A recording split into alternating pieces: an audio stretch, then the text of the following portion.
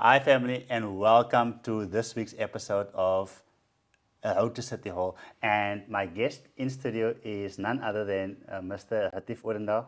Sir, how are you doing? I'm doing absolutely fine. Don't call me Mr. Retief Oornal. I Awesome. like to be a household name, Like, so I want yes, you to call sir. me Retief.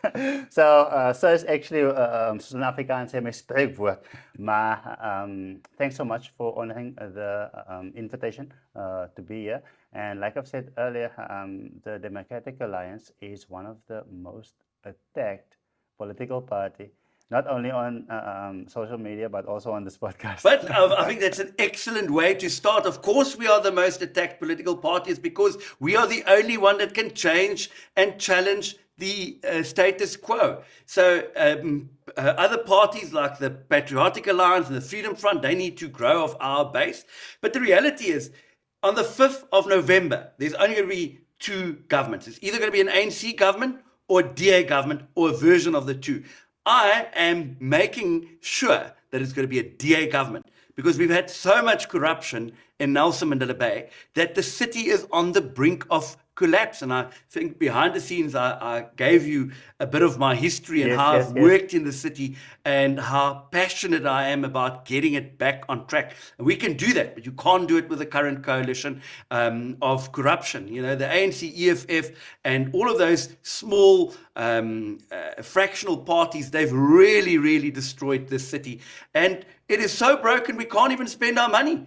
When I speak to some of our colleagues up country in Joburg and Tshwane and Ekurhuleni, they don't understand. They say, Retief, how can you have a city that's got money? You're sending the money back to National Treasury unspent, but you can't keep on the lights. You can't keep water in the taps. You can't keep electricity in homes. I mean, right now we've got hundreds of residential homes and businesses in Kariga, Uitenhage, without electricity.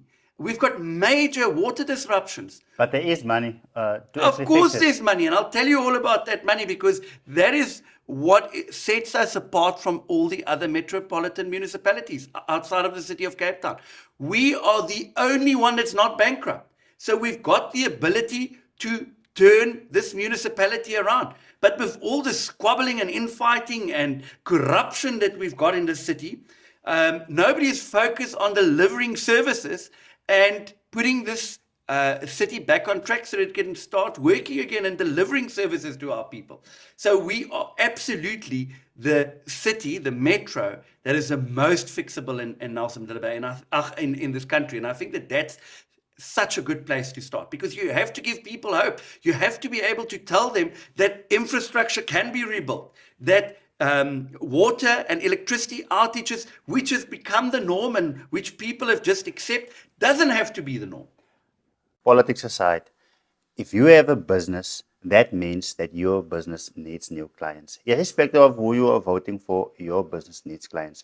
I'm Lucian Godfrey, and so sorry for interrupting this interview. So, over the last decade, I've been able to sell more than 50 million rands worth of products and services on social media. So, if you have a business that's based in Warmer, so over the last 3 or 4 months, I've helped businesses grow their turnover between 20 and 40%. So if you have a business in Warmer and your turnover is over 100K per month, I would like for you to email me at info@luciangodfrey.com so we can have a chat and we can implement this very same strategy because yes, word of mouth may have got your business to where it is today, but even political parties knows that word of mouth only goes thus far, hence they are online and you should be too. That was a mouthful. Yes, I That speak was a a lot. mouthful. I'm an attorney by trade, eh? No, I would like to obviously go into each topic that you've touched on, I'm in your hands. but something that actually stood out was the fact that you said that Nelson Mandela Bay is the most fixable metro in SA. You've also mentioned that we have money, but it's actually not being spent. Why does this funds go back to Treasury? And if it's not going to Treasury, You also alluded something to the effect of corruption also being present. So, what's actually happening? So I think, first of all, I must tell you, uh, I say it's the most fixable, and it absolutely is. All the other metros owe Eskom billions of rands. I've just read this morning that Johannesburg owes Eskom 6 billion rand. We don't owe Eskom a cent. We also don't have long-term debt on our books. Most of the other metros have got so much debt, long-term debt, that they went to go and borrow to invest in infrastructure, and they wasted that money and didn't get the infrastructure built. We don't have any long-term debt on our books, hardly any. And then we've got about 3.5 billion rand in cash reserves in our bank account. So we must be able to leverage Yes. that cash Yes. and make sure that we can go and borrow money to invest in water, electricity, road infrastructure, so that we can fix our infrastructure. No business. That's thinking like a businessman. Absolutely. What you No just said. business will invest in a city with collapsing water, electricity, and road infrastructure. We've got the ability to do it. But the only thing we haven't got is we haven't got the capacity. We haven't got the skills. There's been a brain drain out of the municipality. We've lost all of our competent engineers. We've lost all of our competent administrators. Earlier, I told you about Mr. Salvin Tace, who used to be our CFO here. He was basically chased out of the city because he wasn't prepared to sign off on dubious contractors. He's currently the CFO of Mossel Bay Municipality. I went to the city of Cape Town, and I was acknowledged by the mayor, Gordon E. Lewis, who's also the DA federal leader now, in the council. And during the break, no less than 3 of the executive directors that are currently serving in Cape Town administration, they came to greet me. They say, "It's so wonderful, Councillor Woodnall, to see you. Thank you for keeping up the good fight, trying to get the city back on track and get NMB working again." And the one had tears in her eyes, because she also was chased from the city and went out of fear for her life. Anyway, so the point I'm trying to make is we can fix the city if we've got credible skills and attract professionals back to the administration. But right now, nobody are able to attract those skills because nobody wants to work in this chaotic mess that's Nelson Mandela Bay. And that then links me to, why can't we spend our money? We can't spend our money because there's nobody to spend it. You don't have proper project managers. You don't have engineers. You don't have any politicians understanding what it takes in order to fix a government institution.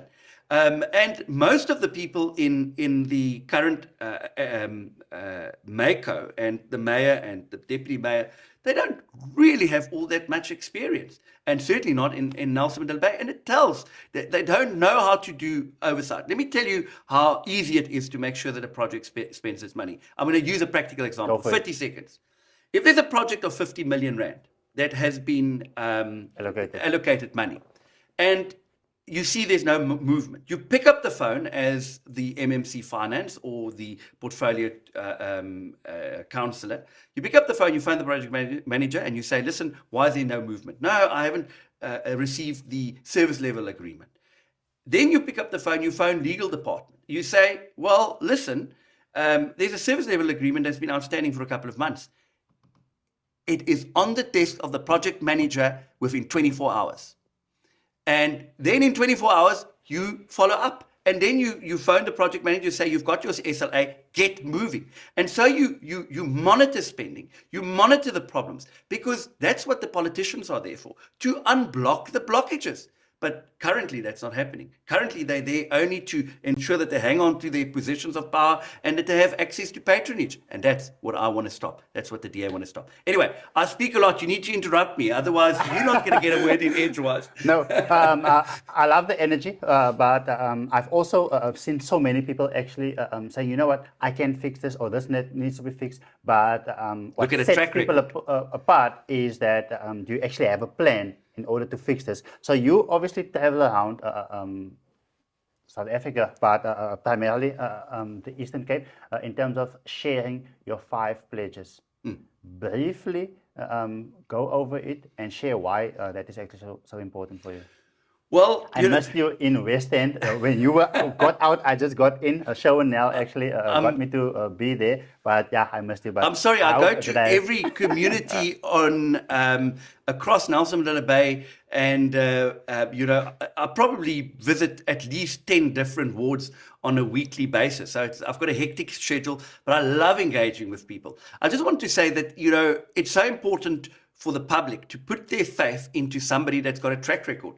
I told you earlier that I'm still the only mayor that have got that received an unqualified audit opinion. That's a thumbs up from the Auditor General in this city over the past 14 years. And that's because we could spend our money, we could stop corruption, we could be transparent with contractual processes, tender processes, supply chain processes, and we try to fix the administration. So the pledges that we made, politicians make a lot of promises. I always say to people that,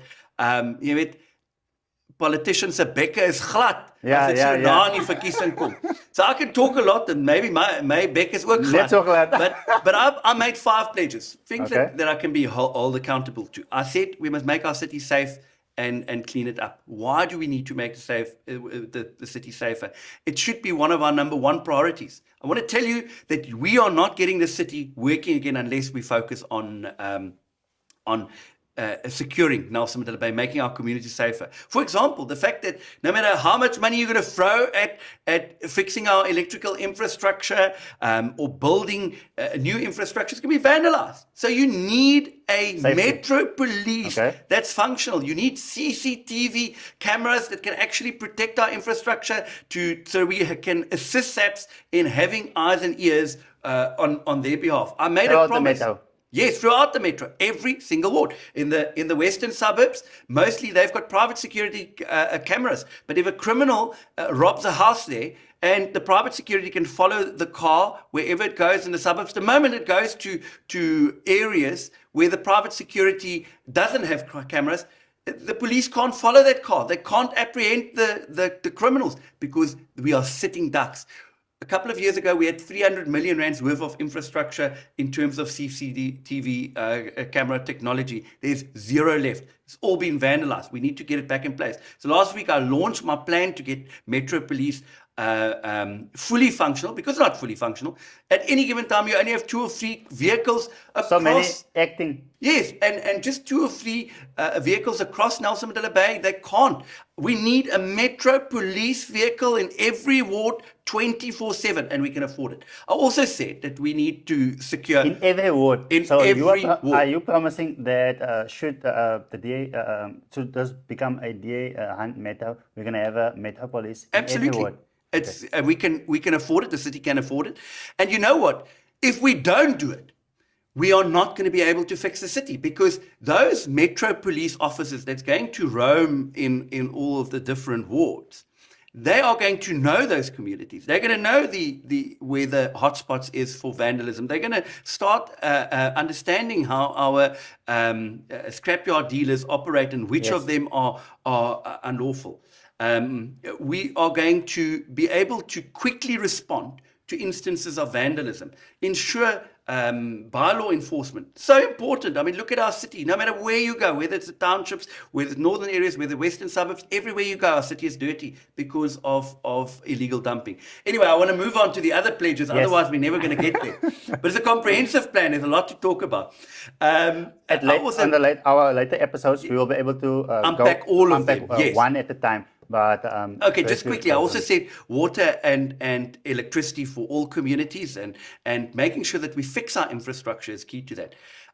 If we don't maintain existing infrastructure, the whole city is going to collapse. It's on the brink of collapsing, actually. On the brink of collapse, but we're not as bad as many of the bigger ones, as Joburg. So there's still light at the end of the tunnel.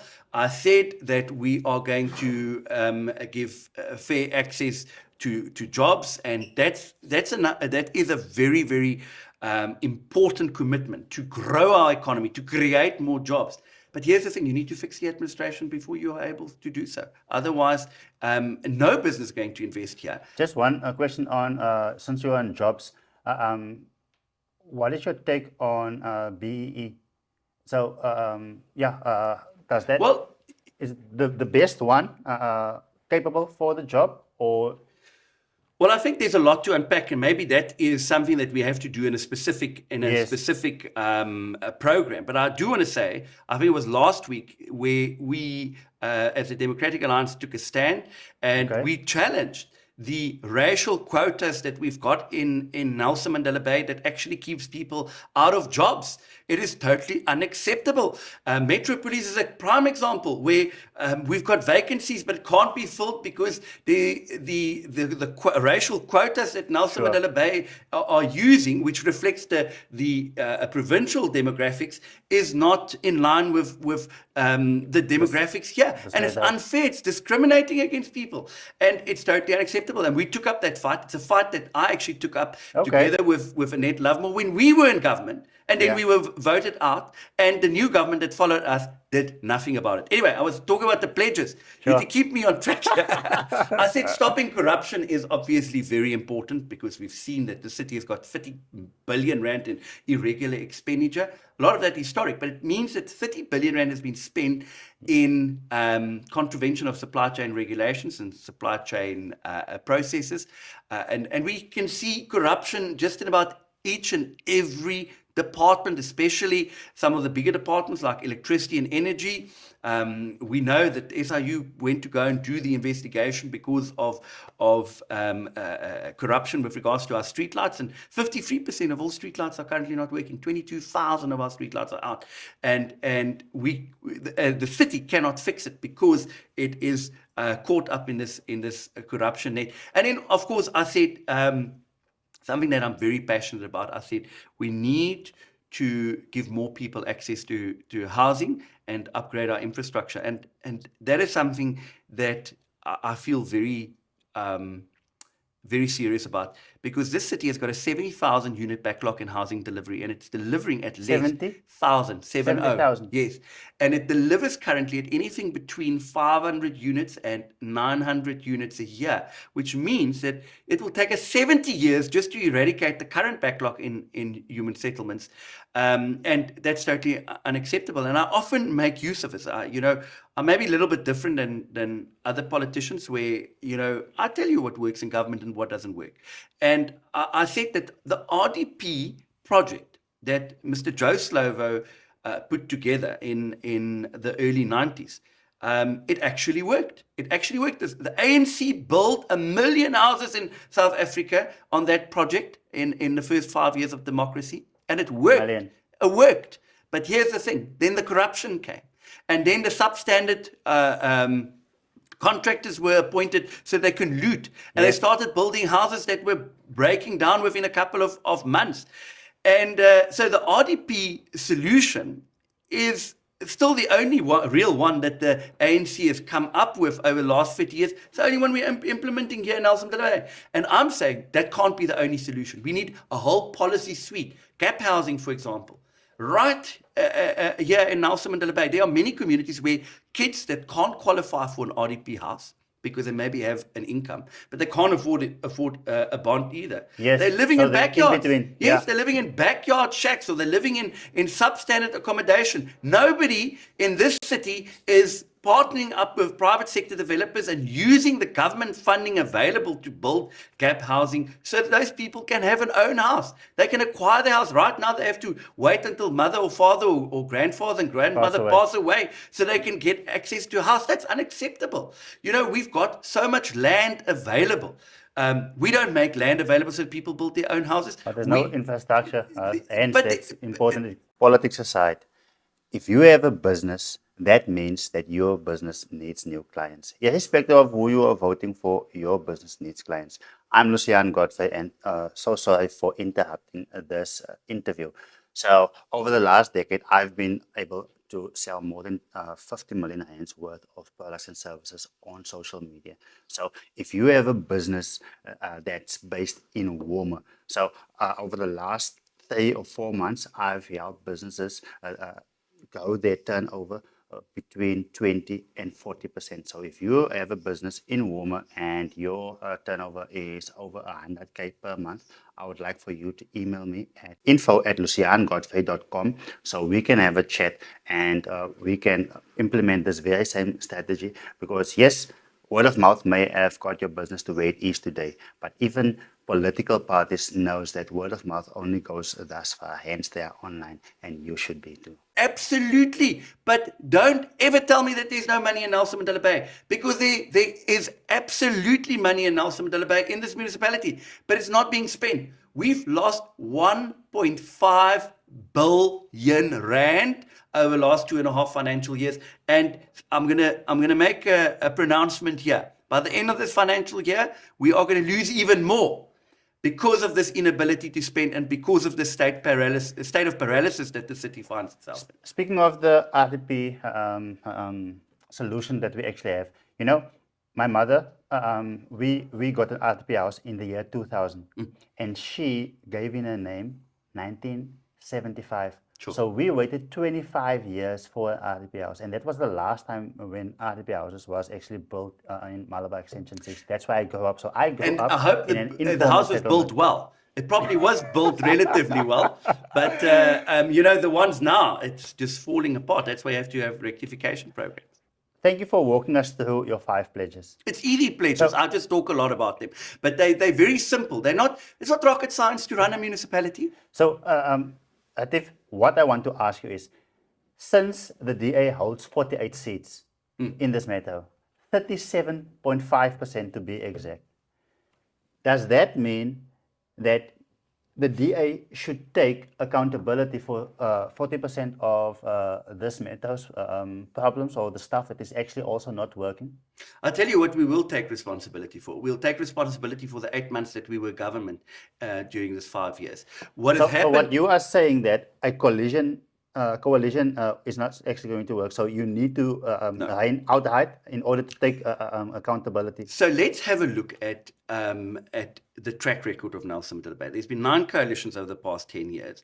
There's been a lot of instability, and therefore I said that we want to go for an outright majority, because then the only people that can remove the mayor is the voting public. Big coalitions is very, very difficult to navigate. And so Nelson Mandela Bay has not seen stable coalitions that has lasted. Maybe the first one under the DA with the ACDP and the UDM, perhaps that one was fairly stable. It lasted for about 2 years, and we could see that the city was making tremendous progress. And then the one that I've had over 8-month period, I think we've also seen results, and that delivered us our first unqualified audit opinion over 14 years and gave us record spending, the best spending post-COVID, by the way, and still the best spending post-COVID to date, because the governments that came after me sent all their money back to National Treasury. So we can certainly make progress under the DA government. But here's the thing. The ANC and the EFF has got no interest at all in making Nelson Mandela Bay work. And you can see it, because whenever they take over, you see officials leave, you see money being sent back to National Treasury, you're seeing chaos in supply chain. Why do you see chaos in supply chain when the ANC EFF is governing? Because they cause chaos so they can loot. You cannot loot from government when there is structure and when processes are being followed. So you see this great scale chaos and acting positions and no people being appointed because the ANC EFF government wants that chaos. And we've seen it every time the DA has come in and brought some form of stability. And then it reverts back to an ANC government. Everything comes apart at the seams again. So I want to tell you that the DA is certainly not to blame. I really pity not just the DA ward councillors, very often even the ANC ward councillors. We've got ward councillors that are really working so hard to improve the circumstances of their communities. But here's the thing. Even if you had the best ward councillor in the world, he could be Batman at night. He is not a plumber. He is not an electrician. So if there's no contracts or officials in place to do the plumbing or to fix the pipes or to fix the electricity networks, your electricity is not going to be fixed, or your Hatif, or plumbing is not going to be fixed. I hear you saying it's going to be difficult, but coalition governance isn't going off the table. So does that mean the DA needs to actually have a 50% plus? So look, I'm campaigning for an outright majority. Okay, All but the best. if we don't get it, we Yeah. will put the interest of Nelson Mandela Bay first and try and put a coalition together. But here's the thing: if the DA doesn't get 50% of the vote and can put a government together, then so can the ANC. So it then depends. Yeah. It depends who had the best outcome and what other different opposition parties want to do. We've seen that traditionally in the city that the ANC, the EFF, and the PA has always governed together, and we've now seen that the National Alliance. Gary van Niekerk, Northern. I can't remember. They changed so often. I don't think that there's much left of that party. But anyway, what is left, I think, is feeling fairly comfortable with the ANC. So we know more or less which parties are interested in forming a coalition with the ANC. So the best bet to ensure that we've got a DA government is to vote for the DA, to vote for me. And, I say there might be people that look at me and they think, do we now really want to vote for a guy with no hair? The reality is I lose hair, but I win votes. So we need to be able to put a strong DA together. Speaking of votes, should the DA come into win this matter, can we expect you to walk away from your provincial position and step in as mayor? In fact, can you confirm that you are the mayoral candidate for the DA? Absolutely, I am the mayoral candidate for the DA, and I'm absolutely coming back to Nelson Mandela Bay. And I haven't said this to a lot of people. I've actually said to you before. Yes, I came onto off the show. record. My wife wanted me to step out of politics altogether. I don't need the job. I've got a job. I'm an attorney. I've got a practice. And it would be financially far more beneficial to me to be in the private sector. But we need more professional people in politics. In Nelson Mandela Bay, you need somebody that understands the city, understands how government works, and has got a proven track record. That's why I put my hand up, and that's why I'm campaigning for an outright majority. But you have my commitment. My party has been advised that I'm coming back to Nelson Mandela Bay, and this is where my focus is going to be. Win or lose, by the way, win or lose. But of course, if and I'm not planning to lose because I don't campaign to lose. I'm a winner. Yes. But if for some other reason it doesn't go according to plan, I might not be in politics indefinitely, and I'm certainly not going to sit and leech of taxpayers forever and a day just to show what other parties are doing wrong. I've got skills that I want to use, and if I can't use them in this council, I can use them elsewhere, perhaps in the private sector. So I'm an entrepreneur, or I'd like to think that I am. So I never used to care who actually who's in control of the mayor's office or any ward for that matter. But 2026 came along, and I started thinking, you know what? Many of my clients are, for instance, in the Somerstrand, warmer regions, and when we were without, they were without electricity, etc. You know what's happening, yeah. and it affected my business so hugely. And I started realizing more and more how much impact it actually has on one's business. So my question is, why should entrepreneurs or investors actually care about politics? You've spoken to so many business people. They don't care about politics. But why is it important? So let me tell you, I think I can start by saying that if you might not be interested in politics, but politics is interested in you, and it affects absolutely every aspect of your life. How much income tax you're paying on your salary, how much sin tax on cigarettes that you might smoke, or on alcohol you might consume, or how much VAT you're paying on basic foodstuffs, and ultimately what your rates and taxes are going to be, what your cost of electricity is going to be. But here's the thing. Also, how much money is going to be invested in local infrastructure. I want to tell you that if we do not have a government that understands, in order to fix the municipality, you need to professionalize the administrations and bring back the engineers, bring back the professional administrators, bring back the town planners, bring back the plumbers, the electricians. This city is not going to make progress, and it's going to see a disinvestment by more businesses. Why? Because no business Yeah. will invest in a city with a collapsing infrastructure that can't provide reliable water and electricity and a reliable roads network. And any given day, this is an example I'll use, any given day in the city of Joburg, hundreds of thousands of people are without water. Why?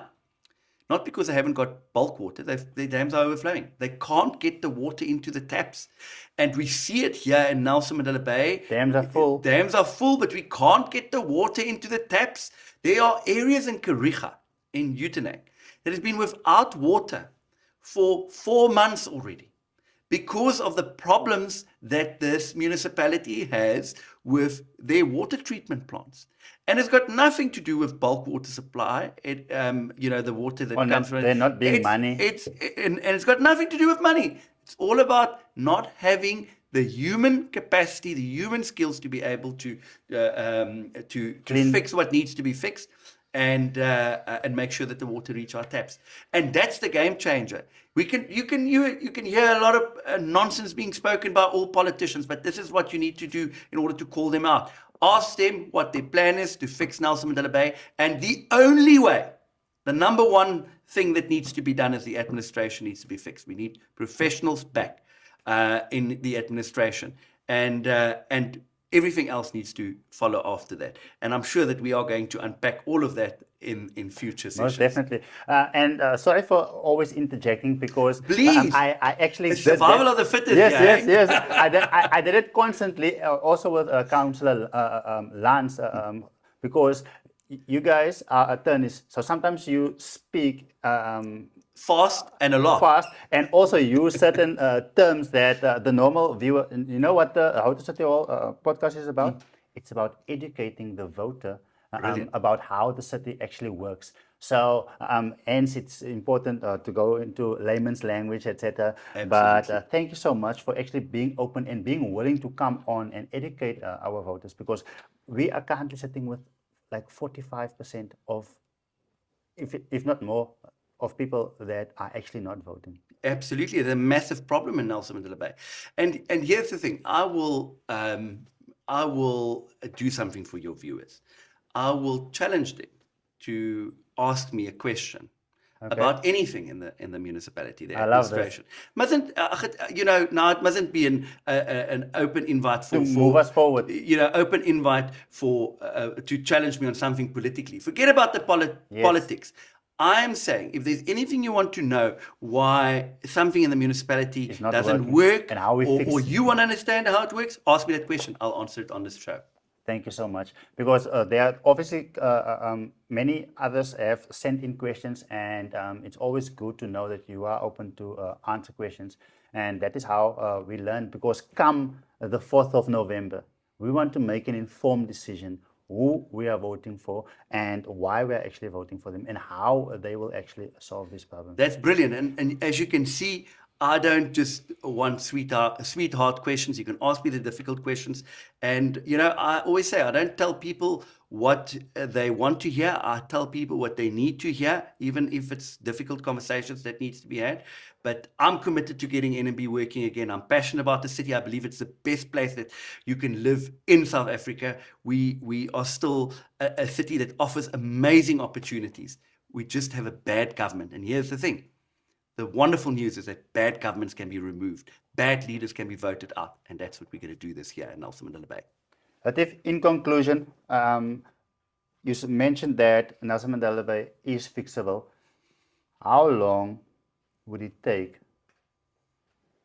to actually see change that is visible within the city? Well, there's a track record. I think last time when I came in, the city was also in a state of paralysis. Remember, such a lot happens that people forget. Yes. But when I got in 22, 23, it was the end of the first quarter. Only 1% of our budget was spent. And I immediately kept the finance portfolio within the mayor's office and provided oversight over that, and started doing what I explained earlier to try and get projects going. 1% of 22 billion. No, was 1% spent. of the capital budget was not spent at Was the not end of the spent. yes. And Was not spent. at that no was sorry, did I say not spent? Was spent. So Okay. 99% of it wasn't spent. So I had to get it moving. And that we did, and we still have the track record of being able to achieve the best spending post-COVID to date. But it's all about knowing how government works, and we had the track record. We started delivering on basic services across all communities. There are still informal settlements where I am being carried on their hands because we managed to give them basic services, like Area 11, Ward 45, which protested that I not be removed, or my government not be removed in Nelson Mandela Bay. And, the reality is that you can make demonstrable difference and move in the right direction within a relatively short space of time if you've got the ability to do so, and you're not hamstrung by a lot of political parties that are, holding your hands behind your backs or your back. But to genuinely fix the municipality and to really start seeing the benefits of sound financial decisions and sound governance principles, I will say anything from about 2 years up to 5 years, and you'll see a different Nelson Mandela Bay. But I can also tell you within 100 days, when I've taken over, you'll know that there's a new sheriff in town. Thank you so much. Thank you for being here, and thank Thank you you for very much. giving people hope. And we are looking forward to having you back on the show. Love being on the show. Thank you. Thank you.